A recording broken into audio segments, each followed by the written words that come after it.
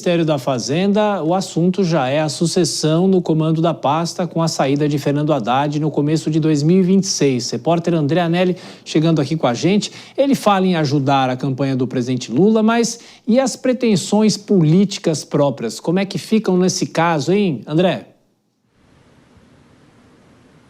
Olha, Tiago, o ministro Fernando Haddad ainda não comentou publicamente sobre a possível saída dele do Ministério da Fazenda, mas a vontade é de seguir nos bastidores da política em 2026.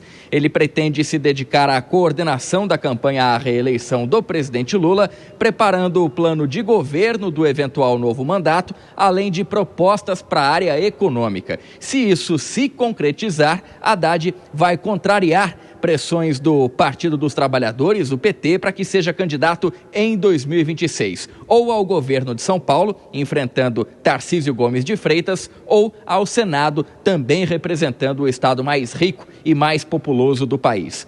A ideia do PT é dar ao presidente Lula um palanque mais robusto em São Paulo, mas Haddad acredita que pode contribuir mais na coordenação da campanha presidencial. Qualquer que seja a alternativa, o sucessor na Fazenda deve ser o atual secretário executivo da pasta, Dário Duriga. Apesar de técnico, ele vem sendo elogiado pelo desempenho político junto aos congressistas. A expectativa é que essa troca na Fazenda, se ela acabar ocorrendo, seja antes do prazo de desincompatibilização eleitoral, no máximo até março do ano que vem. Tiago. É isso, então continua toda essa especulação. O próprio ministro da Fazenda chegou a falar em uma entrevista para o jornal o Globo que deixaria o cargo antes mesmo do que poderia deixar, mas de qualquer forma, como o André disse, ainda é tudo especulação, ainda é tudo muito nebuloso em relação a isso. Até daqui a pouquinho, André, deixa eu chamar os nossos comentaristas. Eu começo por você, Denise, agora falando um pouco mais desse quadro técnico, né? Dário Duriga, que seria o substituto natural de Fernando Haddad? Em princípio, sim, Tiago, porque ele ficaria no final do mandato do presidente Lula, depois se poderia fazer alguma alteração no segundo mandato, no novo mandato, no caso de reeleição.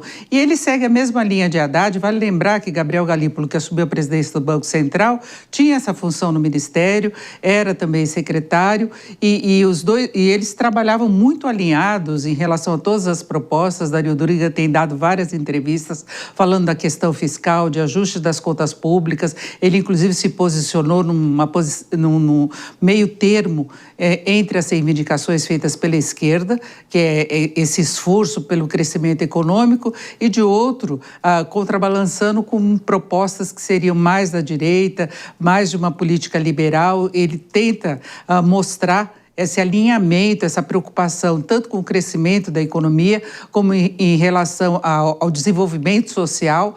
Então, acho que ele estaria preparado para seguir. E Haddad tem essa dificuldade política agora, porque ele dá a entender que ele não quer assumir nenhum cargo, não quer concorrer ao governo do Estado de São Paulo, nem ao Senado, mas o Partido dos Trabalhadores julga que é importante esse palanque que ele teria, até pelo recall de eleições anteriores, que ele não ganhou, mas ele é um nome bastante conhecido aqui em São Paulo e poderia ajudar a alavancar. Ele acha que ele pode ajudar mais apenas participando da campanha.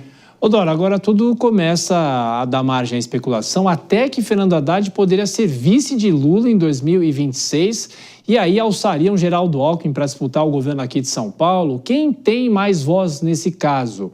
Não que fossem lados diferentes, mas o PT ou o presidente Lula? Obviamente o presidente Lula, né?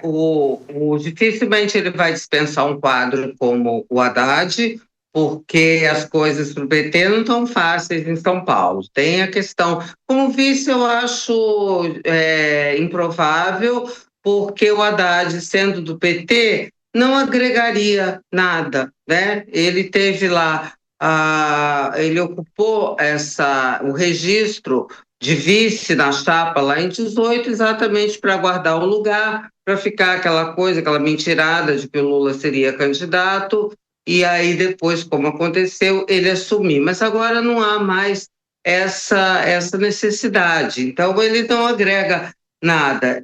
Vai ser difícil ele resistir, pode ser sim, tudo indica que é a preferência dele, até para que o que se diz é que, se o presidente Lula for reeleito, o Haddad poderia assumir a Casa Civil, né, que é uma pessoa muito mais, digamos assim, politicamente apetrechada do que o Rui Costa, né, que é uma pessoa mais, assim, de modos hostis. Então, poderia o Haddad fazer essa composição. Mas estou achando difícil o presidente Lula poder abrir mão de um quadro como Haddad. Vamos ver o que vai acontecer. Realmente, pode acontecer até o meio do ano, porque ele não estando no Ministério da Fazenda, ele se livra desse prazo de abril. Essa espada deixa de ficar sobre a cabeça dele. Então, isso pode ser definido até a data das convenções e junho, julho, registro de candidaturas em agosto. E quando eu perguntei, viu, Vilela, para o Anelli sobre o que ele tem de aspiração pessoal, ele foi prefeito aqui de São Paulo, mas depois tentou outros cargos públicos por meio do voto e não conseguiu. De qualquer forma, muito se fala que ele não teria mais vontade de tentar disputar o governo de São Paulo, porque sabe as condições políticas aqui do estado, né? Pois é, Thiago, eu vejo que ele tem clareza das dificuldades que ele teria aqui no estado de São Paulo.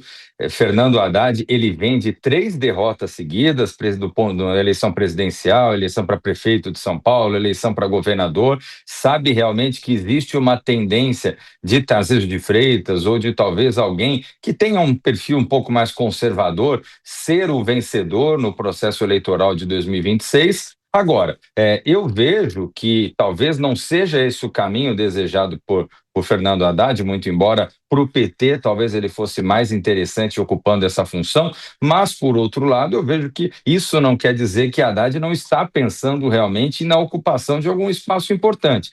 Talvez a análise dele seja de que recuar nesse sentido, não se enfraquecer com uma derrota eleitoral, poderá dar peso, poderá dar força para outros pleitos, especialmente num governo Lula, no ano de 2026, a ocupação de algum posto que possa ser mais estrategicamente interessante.